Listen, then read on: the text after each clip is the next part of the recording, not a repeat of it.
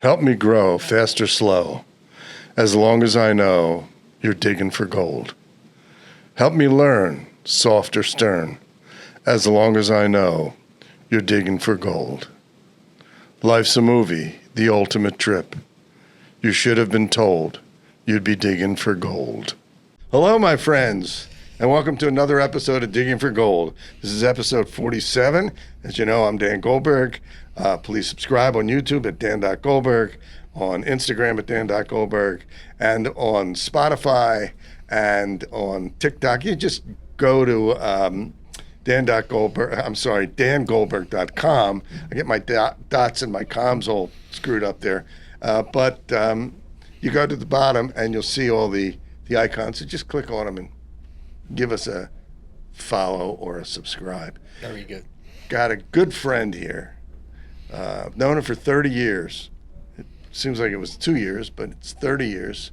Anthony Stagliano. And we met. I actually did work for his company, AudioMax, his old company, the one he was involved in for years. And he has a couple other businesses he's involved in that I want him to explain to you. But I'm going to say welcome to Anthony Stagliano. Well, thank you for having me with your new podcast, or sort of new podcast. Sort of new. It's been a year. This is my first podcast ever. Really? Yes. Man, This is welcome. Good stuff. Welcome. And he goes by the name of Stag. Yeah, I like that. Anthony, don't call him Tony. Or I'll kill you. Right? Anthony Stagliano. He's great. So here's the deal. When we first met, you were doing all the music for retail stores, Correct. elevators, Correct. things like that. Right. How'd you get into that? So a good friend of mine who's since passed, Rob Horner, was the original founder of the company, called the Holt Company at the time. And he started in '84. He brought on a couple other people, Craig Shoemaker, who's a famous comedian, still a famous comedian. Check him out. And he came on to get the voice talent and get the writers and creative side of it. Brought on Ken Galehouse for the technical side of it, the recording side of it and things. So they started building. They hired a sales guy, Ed Senior. They hired a writer, Jeff Munchak. I don't know if you remember Jeff Munchak. Yeah, I do. Anyway, so they built that. So there was, a couple of people working full time, Jeff and Ed at the time. And then, it started to grow, and Rob realized he had a full-time job that, he wanted somebody to come in and be a managing partner. I was in Harrisburg at the time selling computer systems, IBM computer systems and software. Anyway, so Were you living in Harrisburg? I was living in Mechanicsburg, for 3 years up there, 3 or 4 years after grad school. Anyway, he called me and said, look, this thing's kind of taken off a little. We think there's some potential. Would you like to come in to be the managing partner to run the show? Because Craig was not, he had a full-time job doing his comedy, and Ken had a full-time job, and Rob had a full-time. So, I was kind of tired of the Harrisburg market, whatever, and I'm like, all right, I'll take a chance. So he offered me the managing partner position, gave me a little piece of the company at the time to incentivize me, because he couldn't pay necessarily a lot at that time. So I took a chance, came back to Philly in '87 and started running the company and built it from there, and grew pretty good, and had a nice company at the end of the run. We sold it in 2009. So. Wow. So I give all the credit to Rob, who brought me in and started that. He was a high school friend, wrestled together in high school at Springfield Monco. Then we went to Westchester together. He was my roommate and teammate at Westchester. Then he hires me at his company, or brought me into his company. So he had a lot of influence on my, whole actually life and career. So I always think about him, and he passed, several years back. So it's always like a nice, memory of what he's done for my life. It's a beautiful anyway, thing, yep. Yeah, and you weren't married then? Was not married. I was not married. I actually hired my wife to AudioMax in 1988, 89, and ended up marrying her in '92. So I kind of checked off two things off the list at once. I hired a marketing assistant and got my wife. I check things off the list. By the way, I'm efficient. Make sure you tell her I said hi, will you? Yeah, I will. That's pretty cool. Yep. So how did I want to know how you got clients things like that. Mm-hmm. Like you were in retail stores and you were in elevators and probably some other stuff. Yeah. So the message on hold part of it was more. It didn't have to be retail. The retail came a little later. So the main function was message on hold and music on hold. Really, the messaging, because there was music on hold. Oh, you mean before. When you called people and they put you on on hold? hold, you would hear not just music, but you would hear messaging as well. So thank you for calling, thank you for holding. You know, we have specials this week, that kind of thing. So that was our main thing for message on hold. And that was not retail. How we got those accounts, you know, not to go the long thing, but we basically focused on industry specific. So we went, Rob was in the trucking business. Right. He had a Mack truck dealership. So we started with trucking companies, over the road trucking companies, then expanded to, you know, people who made truck parts. So we kind of like went to that whole journey. So we did a lot of industry specific marketing. Right. Then we would pick a market and then go after that. Then we went after car dealers. Then we went after, you know, different industries. Then as that grew, and you know, we did pretty well. We did some trade show work with those lumber. We did a lot of building supply companies. So it was more industry specific marketing and developing a following in those markets, doing those trade shows, you know, whatever. And then we wanted to get into the retail space with the background music. So we were basically at that point then competing with Muzak. It was the number one. You know, they were the number one company. So we expanded into background music, background messaging in stores. So some of the carried over, like building supply companies, would have on hold, but they would also have their in-store music and messaging. So we expanded in that. So we grew, and then we diverted a little. Maybe it was a mistake at the time, but then we got into sound systems and hardware, and then we got into DirecTV video for restaurants and bars. If I go back now, I think I would have not done that road because that became inventory and equipment intensive. And, you know, that caused, you know, we got to buy TVs, install TVs and things of that nature. So I probably would have not have diverted. But it helped the music side of it. Yeah. But we got off track a little there, expanded a little too much out of our reach. And the messaging and music, you know, you did it without a lot of inventory. It's just employees. I mean, that was your cost. Right. I remember that, yeah. But then when you got into sound systems and TVs and DirecTV and satellite dishes on roofs and climbing roof, you know, that got us into a little different market and cost us some money. Cost us, and wasn't profitable as it should have been or could have been. So that was just a divert, but whatever. But when you installed those things, or installed the music, okay, what kind of, did you have to like get permission for, or did you from the people who wrote the music, or did you have your own music? So great question. So on the on hold, we subscribed to music libraries that we paid for the rights of those music libraries, right? So that was the on hold. The in store, we went through other companies. There was a company at the time, I don't know if they're still around or doing things on cable, whatever, but Music Choice. Oh yeah, I remember. This company called Music Choice. Yeah. So that they became a competitor of Muzak, and we then became dealers for their music. Same thing with DirecTV. We became a dealer for DirecTV. So that was all licensed music from Music Choice in the buildings. Because in the buildings, they wanted more popular music. On hold, you didn't really need the popular stuff. You just needed nice music, right? Classical music or whatever you wanted. Matches your company. But the in-store was Music Choice at the time. You know, it's interesting to me because we go into stores all the time, you hear music. There's a reason for it psychologically, I'm sure. Absolutely. Okay? And used to be that you'd always hear things on hold. You still do, okay? Thank you for calling. You're important to us. Please wait, blah, blah, blah. You're next in line, so forth and so on. But we never think about, at least me, okay, maybe some people do, is how that music comes to be. Like, where does it come from? Who puts it in? Is it satellite generated? Like in restaurants, they have it. Is it satellite generated? It was mostly satellite, Right. but now you're talking about more internet-based systems and on-premise systems where the music is stored or it's coming through the internet. So it's changed a lot over the years, but mostly it was the satellite, which was I've gone back to my diversion into Right. that satellite. Sometimes there was issues, right? Technical issues, and the dish went off, Right. skew, and then you got to get a labor guy to go up on the roof and change the dish, or the dish fell over, that kind of stuff. So that's how we got the music, but it became labor intensive and equipment intensive. That that period of time we were doing that, made it a little more difficult.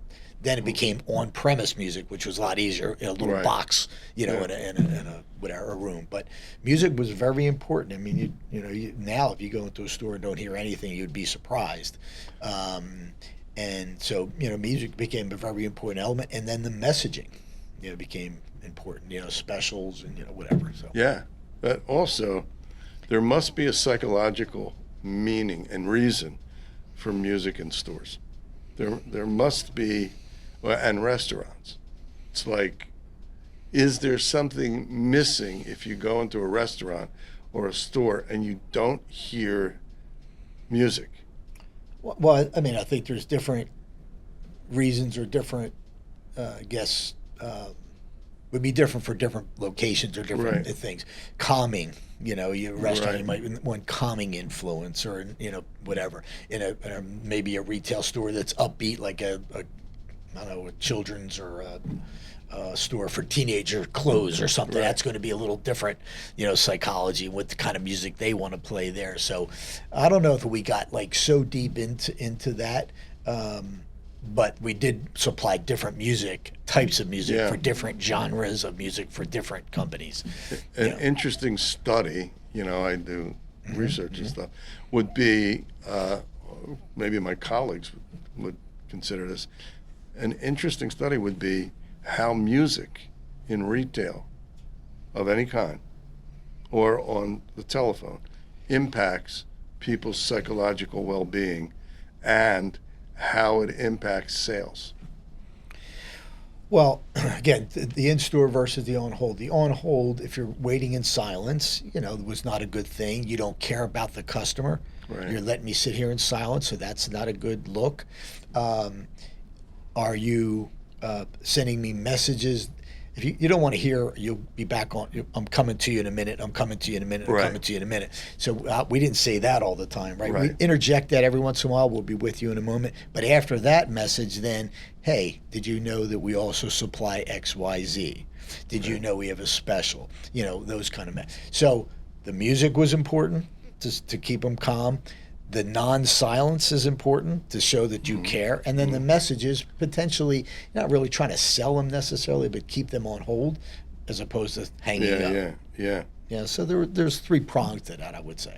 It's interesting. So you sold the business, right? Sold the business in 2009 to a company called Spectrio, who's now huge. I think we were like their fifth acquisition, and they bought like 50 companies after that. They really took off. Yeah. And And they do the same thing now, they're doing right? the same thing. They're still doing the messaging and music. Then we were starting to touch on it a little, digital signage for restaurants and menu boards and that was the next thing, the video side of it. Okay. The digital signage, that's probably the biggest part of their business now, I think. But music and the on-hold was the start, then the in-store music, then the in-store messaging, then you get into video, then you get into menu boards and digital signage. We were just on the beginning cusp of that. Sort of one of the reasons that I started thinking about selling, because the technology was changing so much. Can we stay up with this? How much investment do we have to put in our studios? Yeah. Video production's different than audio production, as you know. Certainly is, yeah. So I'm like, well, we're going to have to invest hundreds of thousands of dollars probably to stay up to date. And did we really have that? And did I want to do that and take it? So that's kind of what started that. And they came to us. We can get into the business lesson there, that I wasn't even running the company to sell it. Right. A lot of business people, you're running your company because you're going to sell it. I was not, I won't say clueless about that, but it wasn't my purpose. I liked what I'm doing, having the employees, building a nice company, building a nice culture, and you're moving along. You're making some pretty good money. It was in a great location. Everything was good. Yeah. But if you look back, I didn't run it to sell it. And maybe if I had thought about that 5 years earlier, how do you run it to sell it, to keep your costs down, keep your revenues up, make it look good, make your model look good? Reoccurring revenue model. Right. And that's what they bought, the reoccurring revenue. If I had maybe changed a little and said, okay, this is what we're doing. In 5 years, we're selling the company. We're going to adopt a little of that. So we didn't do that, but they came to us. I didn't even know we had value, to be quite honest with you at the time. Like, what's the numbers we're talking about? I'm like, really? Okay, I had no idea. Well, it's an interesting business case, by the way. It would be a very interesting business case, especially since, a lot of businesses, like you said, they start the business, and what's your exit strategy? Like you get investors, and those investors, I was just talking about this what's today? Today is April Wednesday. 15th. So Tax happy day. tax day. Yes. So it was yesterday we were talking about this.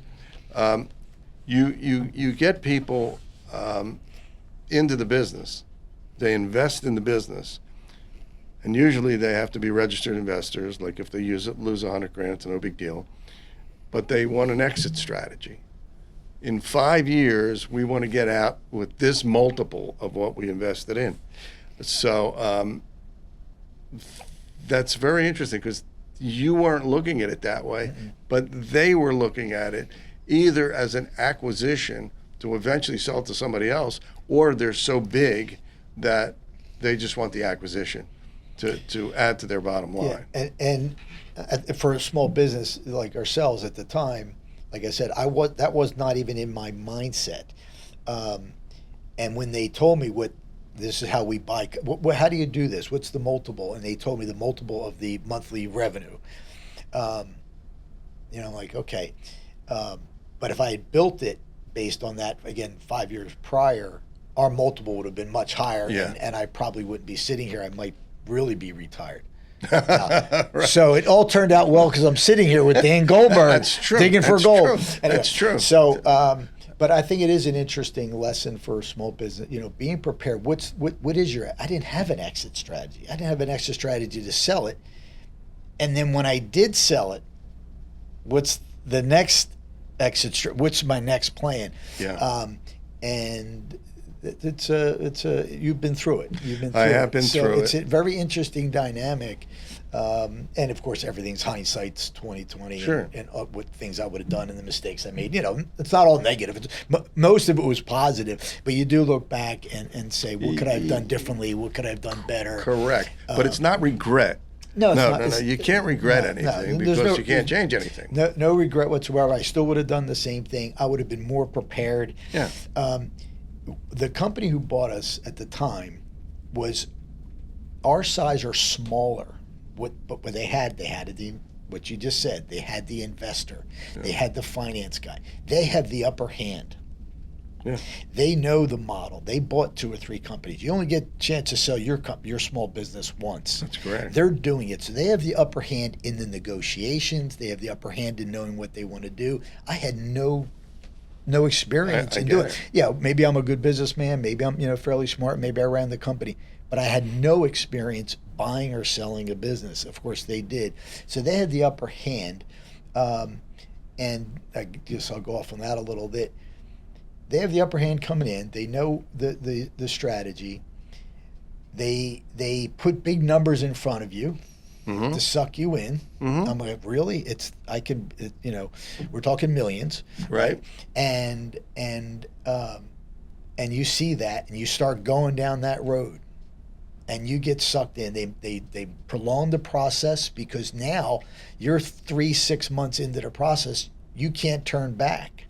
It's too tantalizing, actually. And you've also now, in those 3 to 6 months, are planning to sell, and so they suck you in. This is not just me. This happens in I know. So and many this is a great thing for people to know. Yeah. I mean, this is terrific. Yeah. So you go along, and then you get to a point. I even asked for, and you're familiar with this, the breakup clause. Okay, what happens if this doesn't go through? We took you through this 3 to 6 month process, and you back out, or maybe if they back, whatever. I didn't get that. I didn't get that, and whatever. So I went along, and then doing the deal, but they keep pecking at you. Hey, we're going to deduct this. We're going to deduct this. And that was one thing. We're so far in, we're ready, and then they chop you one more time. And we took a hit at the end of this deal, close to $1 million. And there was nothing I could do about it because there was no turning back. You had lawyers involved by this time. But you know what? And I'm not saying they did anything wrong. They're great guys. They were great guys. It was their strategy. They were smart. They were nothing again negative towards them. It's just that's the way the process went, and I was so far along. Would I've done it again? Yes, but I could have done it much better and much smarter. It's an interesting thing. Yes, and that's why what you're telling me and our audience now is a lesson for them. It's like, when you get to that point where you're thinking of selling, listen to what Anthony's saying, okay? Don't let yourself get so sucked in and tantalized by numbers that may not be the numbers at the end, okay? And you hire a lawyer and you get a finance guy or an accountant, and now you're paying them, right? Mm-hmm. So now you have an outlay of cash that you wouldn't have had if they wouldn't have come to you, say, we'd like to buy your business. Of course, you get a substantial amount of money in the end. Mm-hmm. There's nothing wrong with that. Mm-hmm. But then there's this thing about succession planning, but not the type of succession planning that most people think about, which is, okay, I'm going to turn this over to my son, my daughter. If I die, my wife will run it, whatever the case is. This is your own succession plan. Correct. Like, what do you do now? What am I going to do next? Yeah. That was another thing that I wasn't prepared for.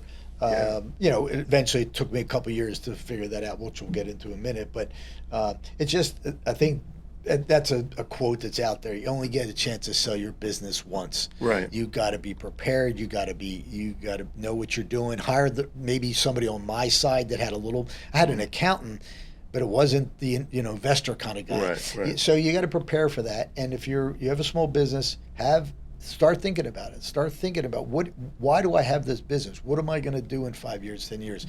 And prepare yourself for that. And I think you'll benefit in the long run. Yeah, it's kind of knowing what your vision is for the business. Is my vision to be big enough to start buying other companies? That's the other side of looking at it. Okay. Mm-hmm.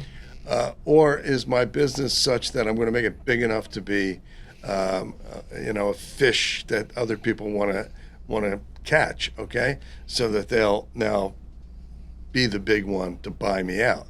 And a lot of people go in and say, hey, I want to be bought out in 5 years. I'm doing this so that I can make the extra money. There also could have been a strategy, depending on the size of the company. Like I said, the company who bought us wasn't that much bigger than us to begin with, but they had the investors. Had I known their plan, mm-hmm. Had I known they were going to buy 50 more companies, or I don't know how many more, and become what they are now, well, do you negotiate a stock thing in the new company? Like, the cash is nice. Maybe I would end up better. You know what? I don't want the cash now. I'll work for your company. I'll take some stock in your company, and then maybe down the road, I would have been better off. So that's another little thing. Sure. Or a combination of the two. Or the combination of the two. But they put the cash in front of a small business guy, and they kind of have the upper hand and the tantalizing part. And those millions sound good until the end of the day, and you realize doesn't last that long. It didn't last as long as I thought. Yeah, because what tends to happen is, and I can be wrong in this, for some people, it's like, whoa, I got $5 million. Of course, after taxes, it's different, okay? But let's say you're left with 3.5. It's a nice chunk of change, okay, $3.5 million. And you're looking at it and you go, I'm going to relax for a while, right? We do that. And I think I've said it in the podcast before. I'll never forget when I was sold 4 Eyes, I was walking down the street and a friend of mine, Sandy was her name. No, it was Linda. That's it. Linda, Get your women straight. Yeah, I got to get the women straight. They both had the same last name. Okay. That's why I screwed it up. And Linda said to me, and I remember this, I was walking down Walnut Street, and she said, "What's wrong with you?" And I said, "What do you mean what's wrong with me?" And she said, "What are you doing now?" I said, "Well, I just sold the company." She said, "Well, you look like crap." She used another word. And she said, "Start another one." And guess what I did? I turned around, right? And I started another company. And that company grew. And What was that company? That company was Professional Management and Marketing, Goldberg, Strunk, and Levy, which was, right? Which eventually became my consulting firm, which was my consulting firm, okay? So, so now we're talking about when we got in touch with each other. And so I would say it was in the early 90s. That's probably what it was, the early 90s, because that became an oil and gas exploration and production company. And you talk about the craziness of that. And then it became Dan Goldberg Consulting, which is still sort of out there, and I consult to companies and so forth. But yeah, that's what I did. And you know, then somehow, and so I was consulting the universities, and one university said, "You're doing all this stuff for us for free. What can we do for you?" And I always say, and I probably said it on the podcast before, when I got off the floor, because nobody says, "What can we do for you?" Mm-hmm. Right? And I said, "I always wanted an MBA." And they said, "Okay, we'll ferret you through the system, make it easy for you to register and get approved." Mm-hmm. I still had to pay. I still had to take the courses. And that's what got me into academia eventually. But you've had obviously several iterations in your career, that's for sure. I have. Yeah. I have. Yep. You know, a lot of consulting, a lot of retail, and some other things. I mean, I'm impressed. You know, we talked about this offline or whatever. That you've done a lot. You could be sitting home and retired and whatever. And I'm amazed that you're still going and still doing things. And it's impressive. I love it. That's it. I wouldn't feel, I don't know, I wouldn't feel at ease if I didn't do it. I like the challenge. I love my students. I love learning.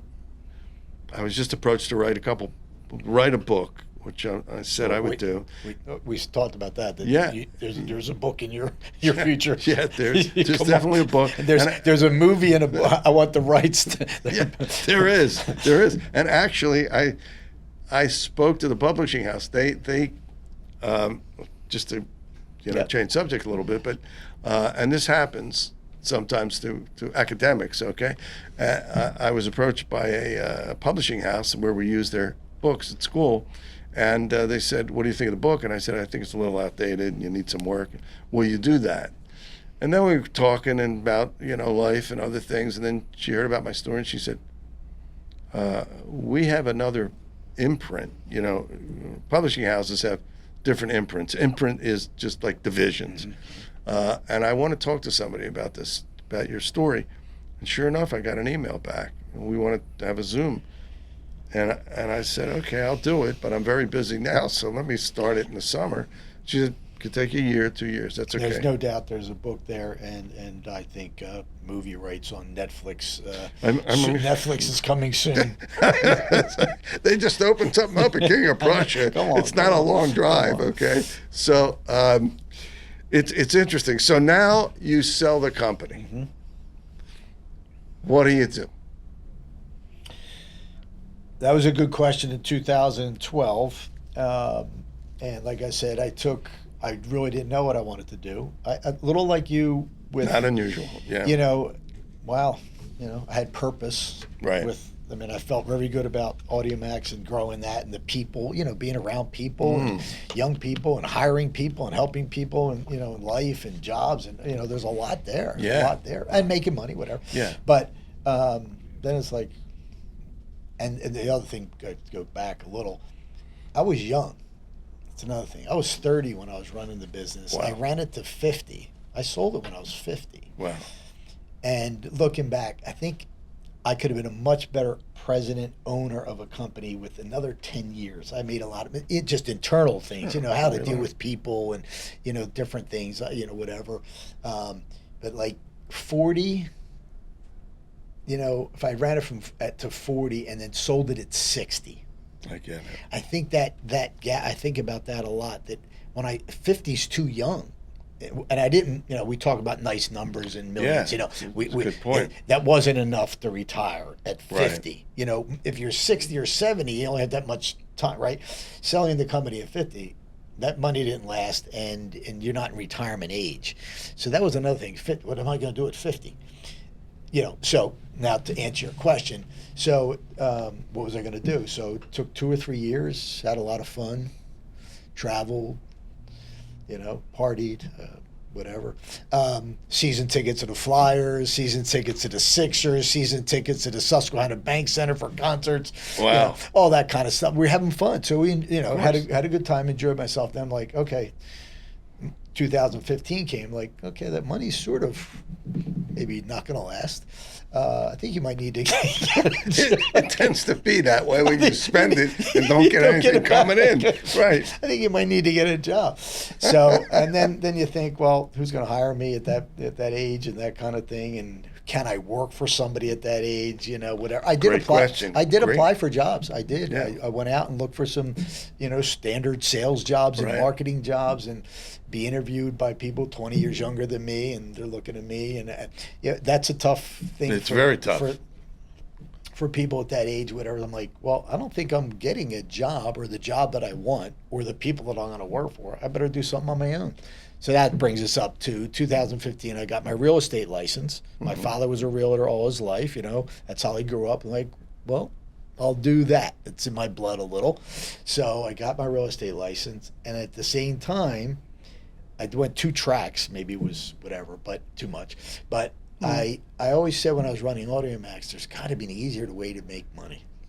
It was, pretty intensive. We had 10 full-time writers, 5 recording studios. I mean, it was intense. At the time, I think we got up to like 25, 30 people. So there's a lot. I remember it. It was I remember it well. So I always said to myself back then, I'm like, there's got to be an easier way. T-shirts I'd like to sell T-shirts. That's got to be easy. So I looked up the franchises for promotional products and that kind of thing, stumbled on Performa, and I said, I'm going to buy the franchise. So I bought a franchise. Wow. Well, let me. You didn't use your real estate license at all? Oh yeah, no, I'm still practicing real estate. Yeah, you sold real estate, right? Oh yeah. Oh, yeah. okay. I actually do both, and my passion is the branding side of the world. Real estate, has gotten more complicated over the last few years with and it's a tough business. People make it glamorous. It's really not a glamorous business, to be honest with you. It's fun. It's rewarding when you sell somebody a house or sell somebody's house. There's reward there. So it is fun in that perspective, but it's gotten harder and more challenging over the time. And so I keep my license. I don't really market myself like I should do on Instagram, like all these other realtors, and they're on Instagram every day, and they make the impression that they're, selling a house a day when they're not. It's just they're on Instagram all day. So I can't do that. So my real estate side is, I'm working for a great brokerage right now. Have my license there. Dan Hellwig Realtors. Oh yeah, I know Dan. In Flowertown. Yeah. This is another little side story we like just kind of chatting. I think this podcast is for just to kind of chat and have a conversation with Dan. But anyway, I'm looking through boxes in my basement I hadn't unpacked for 2 years. I unpacked a box for my father, his funeral. Wow. And all the mass cards and stuff and all this stuff. Going through the box, I opened the guest book for his funeral. Second page, Dan Hellwig.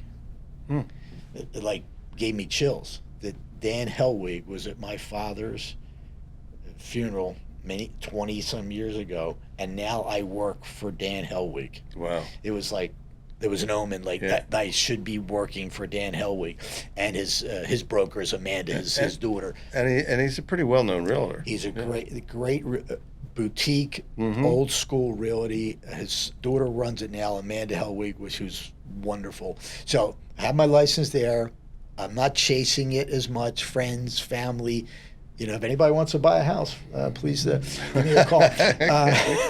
Call Anthony, not Tony. Or sell a house, so you can call me. Stag for real estate, gmail.com. Is that what it is? Stag for the number 4? For number 4, RE at gmail.com. Stag for number 4, RE.com. At gmail.com. Yeah. Anyway, so I do that, but the other side is the branding business. Right. So I do that. I bought the franchise. I remember going to the University of Pittsburgh, I believe. My wife and daughter, she was looking at the school. My daughter was looking at Pittsburgh. And I had the FedEx envelope to send this check to perform. My wife's like, you really want to do this? You're in real estate. You really want to do it? I said, yeah, I'm going to do it both. I'm an entrepreneur. I can do 2 tracks. There's nothing wrong with having 2 streams of income. Not at all. Okay, one or more.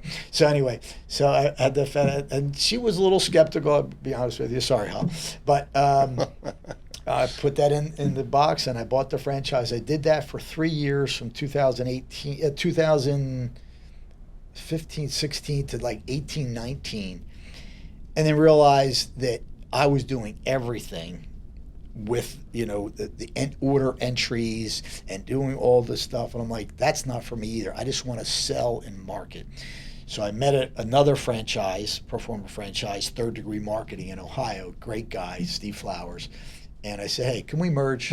Let me roll up into your business. I'm going to still market as Stag Business Branding, but you'll take some of the back end work away from me a little, because I just want to sell.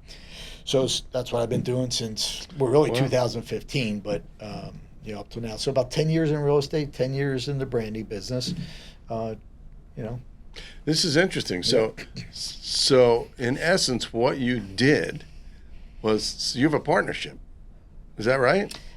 Or not really a partnership, because it's his. I work under that franchise. It's really my own business, Stag Business Branding, and I just use their resources, their buying power, their resources of Performa.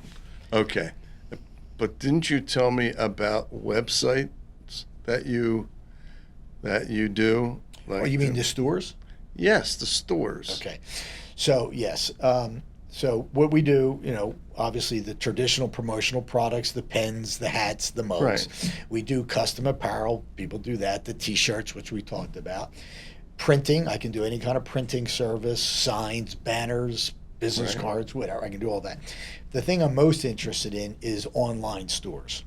Okay. So the tradition with online, especially for athletics or whatever, but I have a lot of athletic teams, but they'll set up a store and there'll be certain minimums. You asked me off camera about minimums. Usually it's 12. And you set up the store and you open a store for 2 weeks. Like a lot of companies and athletic teams do this.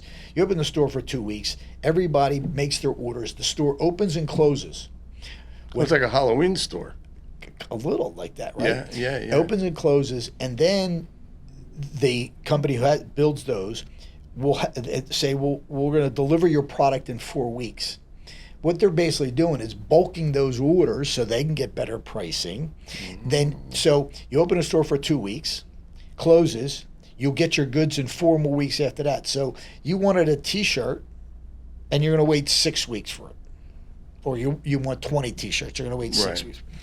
We've come along, and there's others, we're not the only ones, but we have online on-demand stores. Once I set up a store for Dan Goldberg, right, and put different products on there for him, if a fan of Dan Goldberg's, which I know you have a lot of fans.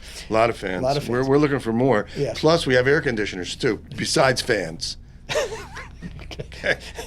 Anyway, so you could go to the store and buy one T-shirt, and it'll be delivered within 7 to 10 days. Really? So one off. So it's online on-demand stores with one-off pricing. Who builds the store? We do. My customer service team builds a store. Really? Yes. So how do you build this? Do you go into the website, the person's website, and you build it there? well, no, they would, if you have a no, we would have our own store and the link to a store, right? But typically when I build a store for a company, they'll embed it in their website or a banner, check out our online store, and it will be linked to my store. So they don't have to do anything. They don't have to touch it. Now, I will consult with you. You know, what do you want on the store? What kind of clothing do you want on the store? Do you want branded items? You want some non-branded items? You want the high-end stuff like, you know, Under Armour or Carhartt, or do you want, you know, whatever? So we have all these brands. So I consult with you, say, yeah, I want a T-shirt, I want a sweatshirt, I want a hoodie, I want a hat, whatever. What color? Where do you want the logo? Do you want it on the sleeve? You want it on the back, the front, blah, blah, blah. You want embroidery? You want screen printing? So we go through that whole profile. Right. Once we have that profile, we build the store, and then it's it, and it runs. Now, for me, on my side, the benefit to me is once it's built, I don't have to touch it. The customer doesn't have to touch it. You place an order, I make a little money. Oh, so that's the easier part of the money thing. Yeah, but so it's a volume thing too. Now, I'm not going to make a lot of money on each of those because of the cost of setup, the cost of the product, and the printing and everything, but it's a volume thing. So so these stores are now turned on, and every month I'm seeing sales come in. Right. So that's kind of a nice. So I would assume you have a template for the stores. Sure. Okay, and then so you get 100 people with the template. Now, you know, what do I know about business and 100 people? You know, I'm kidding. I teach it. So maybe we'll get Anthony to speak in the class. So now you got 100 stores, okay? And if each store sells 2 things a week, 2 things, okay? Now you're selling 200 things, okay?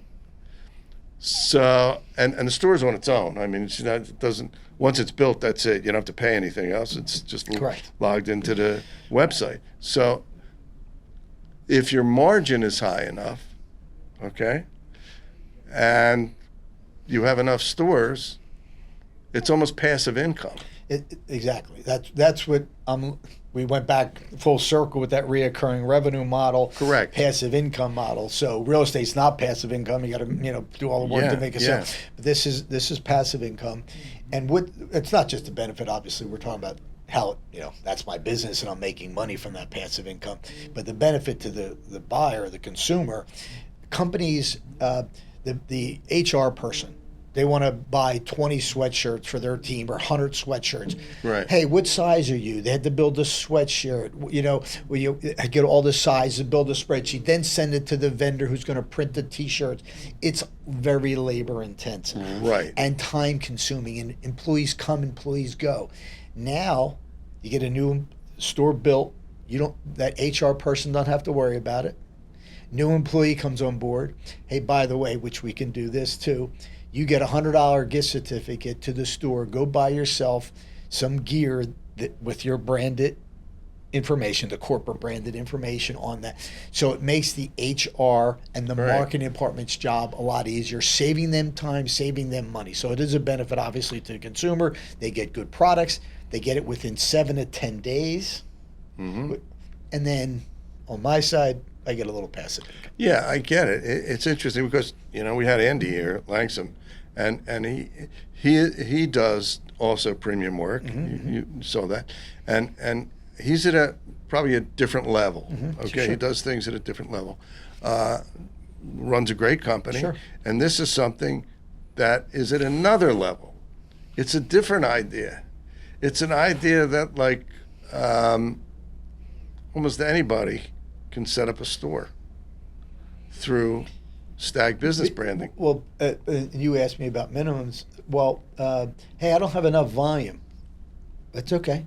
I'll set up a store for you. It takes me a week. I'll set up a store. And I have people who've done 2 sales. Right. Okay, so it didn't pan out. I have people doing hundreds of sales, right? So I'll set up a store for you at no cost. and whatever. So it's a benefit to the consumer, a benefit to me. The promotional products business, you can get a T-shirt anywhere. Right. You can get pens anywhere. People are going on a lot of online stuff. We know the competitors. I'm not going to mention their names. Yeah. How I position myself, even on the promotional products business or the whatever, is I have the buying power and the resource of a major corporation, coupled with my personal service and local sales. And, I have a nice bank that I'm working with. They could go anywhere to get pens. I give them really good pricing. Mm-hmm. I hand deliver the product in my branded boxes. It doesn't, get shipped in a brown box with labels on it, and it just gets shipped to your office like you don't care. I'll take that brown box from the pen company that I unpack it, count it, repackage it into my branded boxes, and hand deliver it to my customers. That's nice. So I'm combining the online kind of pricing with personalized local service. That's pretty cool. I like what you're doing there. Thank you. All from, what were you selling in Harrisburg? Selling computer software and IBM computer systems. Life's a trip. Okay. So how did we get here? That's right. How did we get here? It's like, it's goofy, but it's fun. It's like a movie, right? So you start selling computer stuff, and Anthony's story is great, and I'm sure a lot of people watching and listening can relate to this. Okay, so you do that, then you wind up with your buddies, and you're selling sound, before you got into the hardware. Mm-hmm. That's it. Just, you can't even put your hand on it. You can't grab it. Yep, intangible. Nothing. Yep. It's just, it's intangible. Okay, but it's there. And it makes people want to buy. And it makes people want to go to places. And it makes people feel calm, unless it's not, in some places it's pounding. But in those places where it's pounding, it's supposed to be pounding because the people are pounding on the floor, right? Yeah, right? So it's very interesting to me. Then you sell. And then you go, what the hell do I do now? Right? Mm-hmm. I mean, I went through the same thing. Yep. What do I do now? Mm-hmm. You walk on the street and you go, what the hell? You have fun. I would always say, I saw every movie ever made and every game ever played. All right? Then all of a sudden you go like, all right, that's it. That's enough. Right? Did you do that? That's enough. Plus it'd be nice to make some money. And it's funny. It's exactly what you're right on. And I know people who are very wealthy, extremely wealthy. They could have retired years ago. They can't do it. They gotta be working. They gotta be, whatever they're doing, coming up with new things, investing, consulting, whatever they're doing. They cannot not work. I'm not saying that they don't take time off, things like that, but it's a fire. Yeah, I think a couple of things there. You also have that worth thing. You want to feel like you're doing something worthy, whatever you're doing, and you lose that. We talked about we lose that for a couple of years. I lost it for a couple of years, whatever. Plus, I got to keep moving, just as a person. Right. I can't sit still. No. And I don't golf. I don't golf so either. Even if I had the money to retire, what the heck am I going to do? I don't play golf. I still coach wrestling. That's true. I remember that. I still coach wrestling. I'm the head coach of Wissahickon High School. I've been there for 15 years, but I've coached all my life. So that's another outlet. Right. But besides that, I can't play golf every day. I'm not a golfer. Plus, there's not enough mini golf places around. Yeah, there's not enough. They've lost their. There used to be one Hilltop over here. I know. What happened on Easton Road? I used to go there when I was little. It was the greatest, especially if you got a hole-in-one on the 18th hole in the Clown's Mouth, and it would. And then you got a free ticket. You got a free ticket for a free game. Yeah. What happened to all that? You don't do that in the what do you call it? Yeah. Anyway, but no. So you got to have keep moving. Have some purpose. And of course, you need to make money. So there's making money is a good thing. Continuing to make money. Yeah, and I think that people who are unsure about what to do, okay, really have to think about, what do you like doing? Okay. You like selling. Mm-hmm. I've always known that about you. That's That's the element, the basic element of Yeah. all the things that I've done. Yeah, you like selling. I like working with people.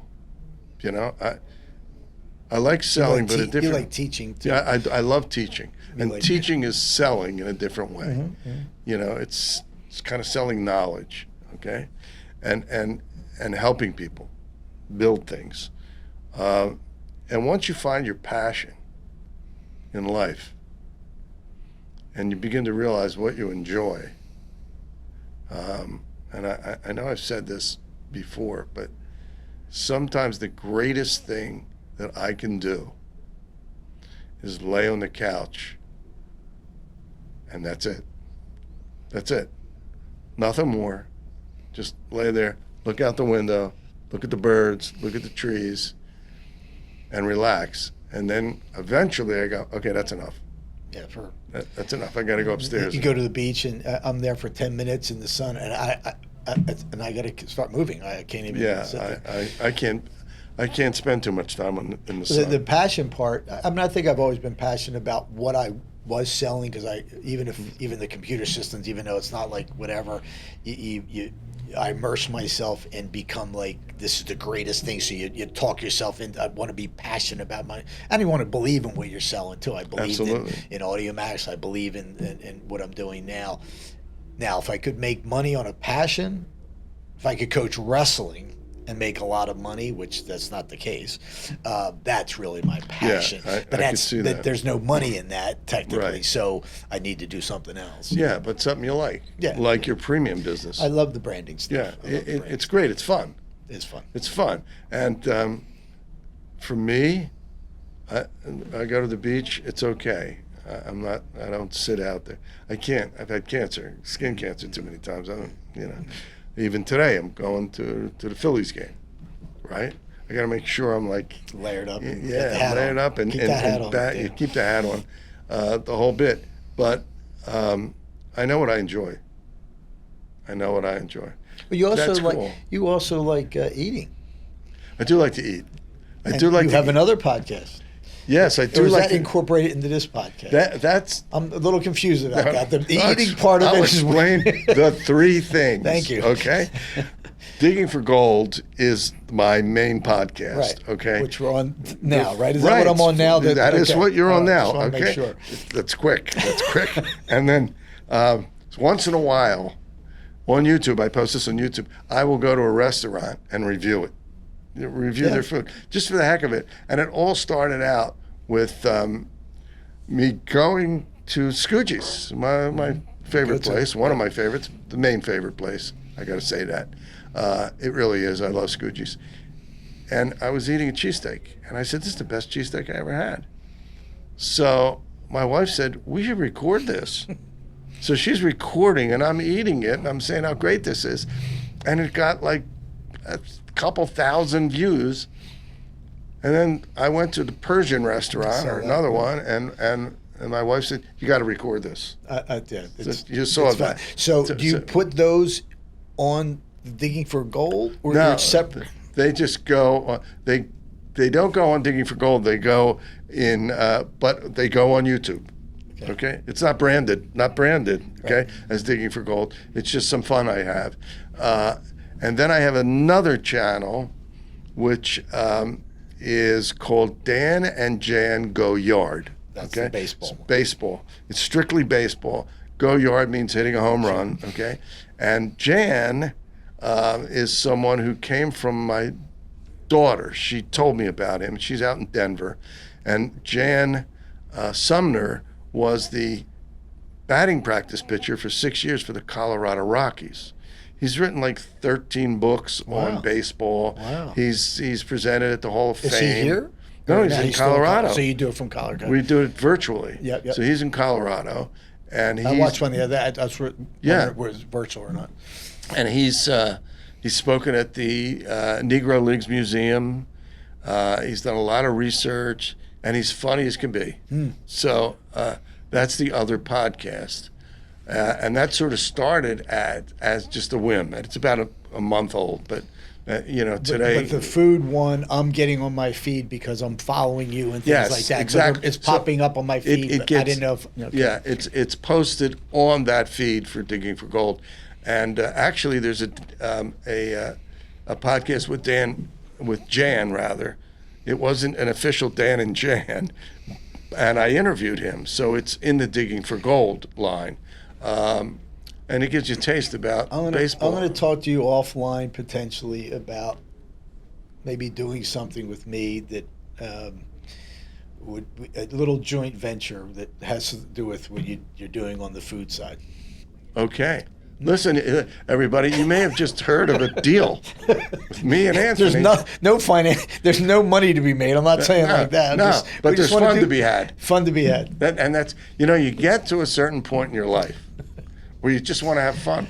It's like, there's a song about that. I know, girls just want to have fun, but boys just want to have fun too.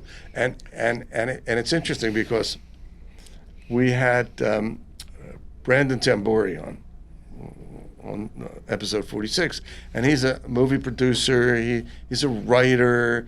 He was an associate producer in Hereditary. To those that watched it, he wrote and produced and directed a movie called Plan B, with some great stars in it. The fellow who was in Napoleon Dynamite, guy that was in Platoon, and a woman from The Office, and others.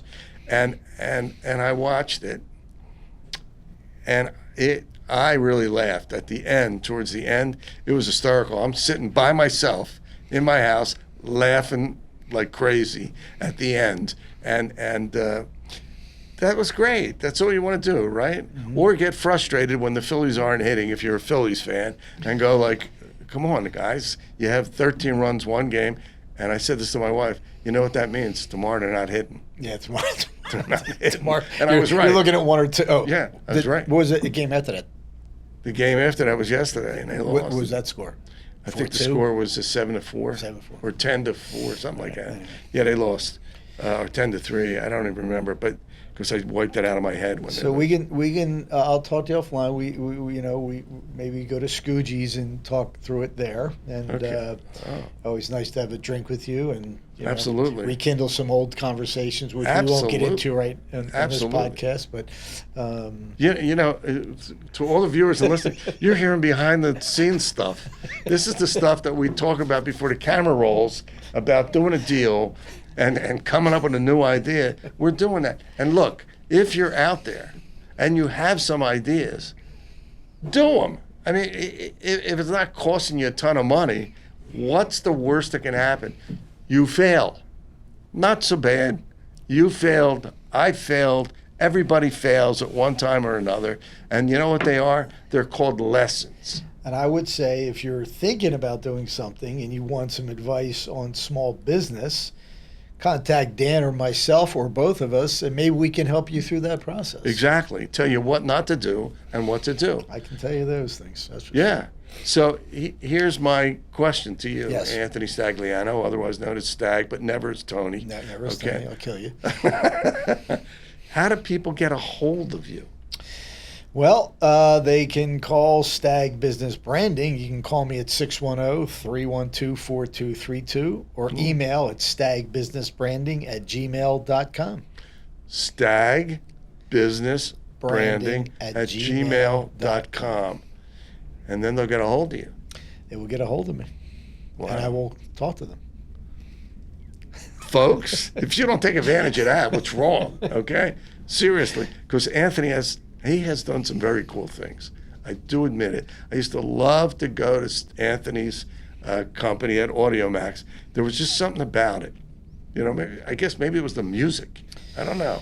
The people were nice. The culture and the mix of people and the culture we built there with the writers and producers. And I had some really, really good talented people, much more talented than I. You know, you needed different people, technical people and creative people and writers and producers, which again, we said, I'm a sales and marketing guy. You need Right. a lot of support in the back Absolutely. end. So we had a lot of really good people that we worked with. Yeah.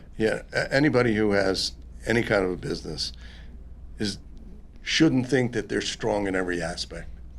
You got to delegate. You got to find the right people. You got to motivate them. You got to know how to talk to Hire them. people smarter than you, Smarter which than in you. my case wasn't that difficult. Or mine, you know. It's like, I don't know. Alex, who's always here, he's not here today, but he's the editor and producer, and like, I don't know what Alex knows. Okay, Alex can do the pre and post Sure. production. That's why it takes about a week for the video to get posted on YouTube, if you're wondering about that stuff, but it's true. Yeah. So listen, folks, you know how to get a hold of Anthony. You know how to get a hold of me. You should know that. You can just get a hold of me. And once we do our joint venture, you'll be able to get a hold of us together. Look forward for that. Anthony Stagliano, thank you. Thanks, man. Dan. Appreciate it. It's been great. Awesome. Great. Thank you. And remember this, folks. Subscribe on YouTube. Follow us on Instagram, on TikTok, on Spotify. And also remember this. Use your mind. If you don't, others will. We'll see you next time on Digging for Gold. Take care.